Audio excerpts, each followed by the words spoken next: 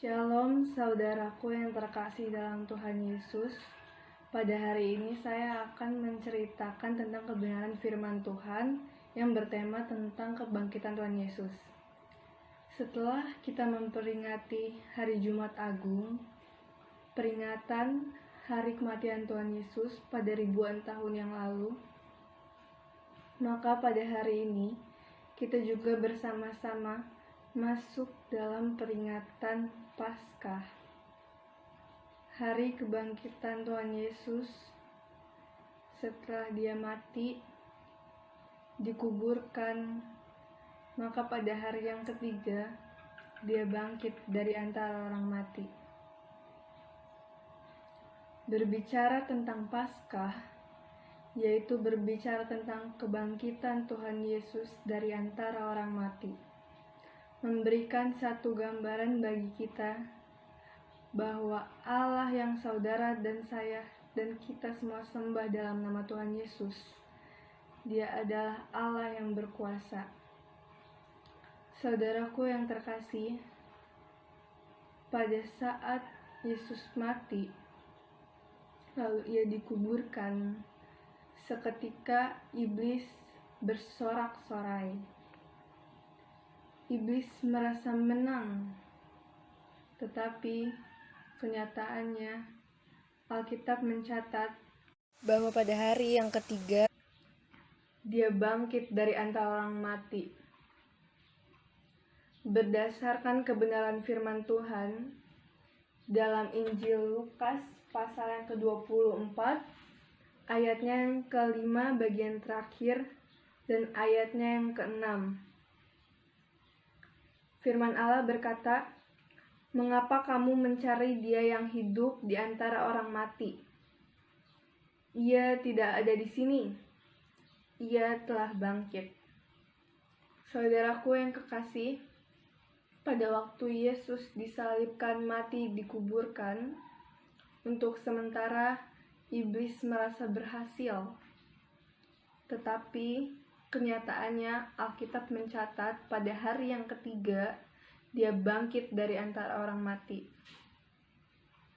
Situasi yang sama sementara saudara dan saya kita jalani, yaitu pada saat rumah-rumah ibadah ditutup sementara untuk ditiadakan ibadah-ibadah tatap muka, khususnya gedung-gedung gereja. Untuk sementara iblis merasa dia menang karena umat orang percaya tidak beribadah. Karena umat orang percaya dia tidak melakukan apa yang seharusnya ia lakukan di gedung ibadah. Tetapi ingin saya sampaikan bagi kita bahwa jikalau kita taat melakukan apa yang merupakan kewajiban kita, yaitu jikalau kita beribadah di rumah, di tempat kita masing-masing, maka iblis akan menjadi gemetar pada saat ia melihat bahwa orang-orang percaya, walaupun rumah ibadahnya ditutup untuk sementara, tetapi di rumah pribadi, di tempat-tempat mereka masing-masing, setiap rumah orang beribadah, setiap rumah orang percaya ada mezbah Tuhan. Dan iblis menjadi gemetar. Iblis kalah, sama seperti pada waktu Yesus dia bangkit dari antara orang mati, dia menjaminkan kemenangan yang besar. Dia bangkit dengan kemenangan yang besar. Kebangkitan Yesus dari antara orang mati membuktikan bagi kita bahwa Dia adalah Allah yang berkuasa. Dia berkuasa atas maut, Dia berkuasa atas sakit penyakit, Dia berkuasa atas kuasa kegelapan.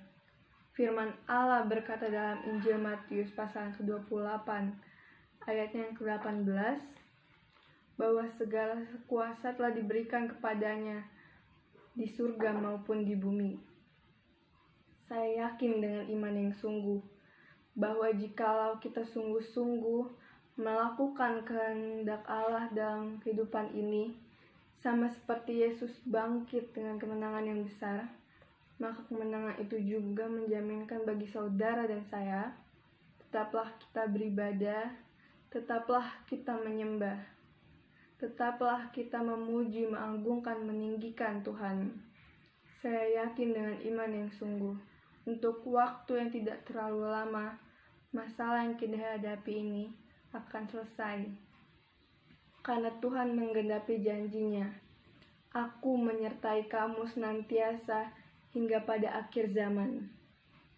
Serahkanlah hidup saudara dan saya dalam tangan Tuhan, dan terus minta pertolongan dari Tuhan.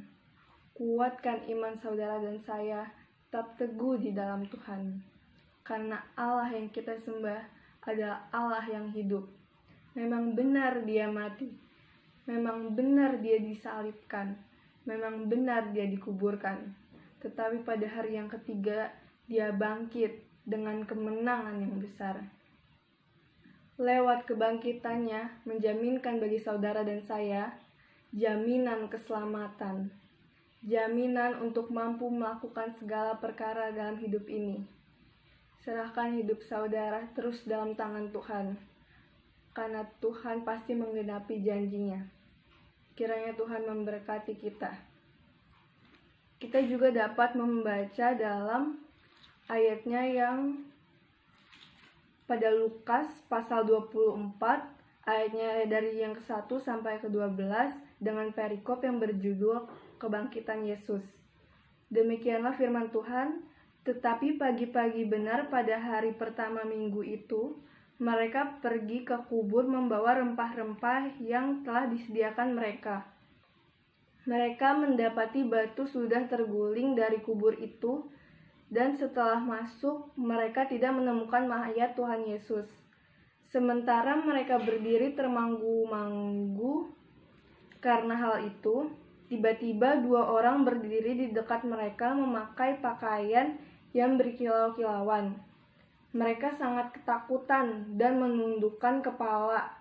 Tetapi kedua orang itu berkata kepada mereka, "Mengapa kamu mencari Dia yang hidup dari antara orang mati? Ia tidak ada di sini, Ia telah bangkit. Ingatlah apa yang dikatakannya kepada kamu ketika Ia masih di Galilea, yaitu bahwa Anak Manusia harus diserahkan ke tangan orang-orang berdosa dan disalibkan, dan akan bangkit pada hari yang ketiga." Maka teringatlah mereka akan perkataan Yesus itu. Dan setelah mereka kembali dari kubur, mereka menceritakan semuanya itu kepada ke-11 murid dan kepada semua saudara yang lain. Perempuan-perempuan itu ialah Maria dari Magdala dan Yohana, dan Maria ibu Yakobus. Dan perempuan-perempuan lain juga yang bersama-sama dengan mereka memberitahukannya kepada rasul-rasul. Tetapi bagi mereka perkataan-perkataan itu seakan-akan omong kosong, dan mereka tidak percaya kepada perempuan-perempuan itu. Sungguh pun demikian, Petrus bangun lalu cepat-cepat pergi ke kubur itu. Ketika ia menjenguk ke dalam, ia melihat hanya kain kafan saja. Lalu ia pergi dan ia bertanya dalam hatinya apa yang kiranya terjadi. Dalam firman Tuhan ini menjelaskan bahwa murid-murid Yesus sangat ketakutan karena melihat malaikat yang memakai baju berkilau-kilauan memberitahu mereka bahwa Yesus telah bangkit. Lalu Yesus bertemu dengan mereka dan membukakan pikiran mereka mengenai firman Tuhan, karena murid-murid Yesus ketakutan saat melihat Ia. Ia pun berkata pada Lukas 24 ayatnya yang ke-44, ia berkata kepada mereka, "Inilah perkataanku yang kukatakan kepadamu ketika aku masih bersama-sama dengan kamu, yakni bahwa harus digenapi semua yang ada tertulis tentang aku dalam kitab Taurat, Musa, dan kitab Nabi-Nabi, dan kitab Mazmur." Setelah Yesus membukakan pikiran murid-muridnya tentang firman Tuhan, ia juga memberikan tugas kepada murid-muridnya untuk memberitakan Injil tentang pertobatan dan pengampunan dosa. Setelah Yesus mengajarkan mereka, lalu Yesus memberi tugas. Setelah itu, Yesus pun memberkati mereka. Saat Yesus memberkati mereka, lalu murid-murid memegang tangan Yesus dan Yesus pun terangkat ke surga. Itu terdapat dalam ayatnya yang ke-51. Dan ketika ia sedang memberkati mereka, ia berpisah dari mereka dan terangkat ke surga. Maka saudara-saudaraku yang terkasih, sesuai firman Tuhan pada hari ini, kita tahu bahwa saat ini sedang maraknya virus-virus corona itu, maka kita harus serahkan permohonan doa kita untuk memohon ampun dan berkat Tuhan. Karena pada ayatnya di Mazmur 50 ayatnya yang ke-15, berserulah kepadaku pada waktu kesesakan, aku akan meluputkan engkau dan engkau akan memuliakan aku. Maka saudara-saudaraku yang terkasih, dalam keadaan seperti ini kita harus berdoa dengan keyakinan kita yang sungguh kepada Tuhan supaya virus ini cepat berakhir. Karena Tuhan akan menggenapi janjinya, yaitu Ia akan mengabulkan doa kita. Sekian pemberitaan Injil yang dapat saya sampaikan. Terima kasih. Shalom.